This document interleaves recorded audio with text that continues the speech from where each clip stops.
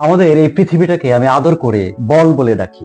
এই বলটাই আমি, আপনি, এরকম প্রায় 850 কোটি মানুষ দিন রাত ছুটে চলছে জীবনের সন্ধানে, সুখের সন্ধানে।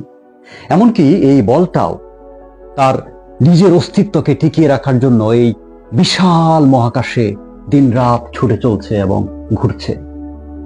খেয়াল করবেন যে একটা মায়ের পিছনে দেখবেন যে ছোট বাচ্চারা সারাদিন ঘুরে বেড়ায়, মা যেখানে যায় বাচ্চাটাও সেখানে যায়।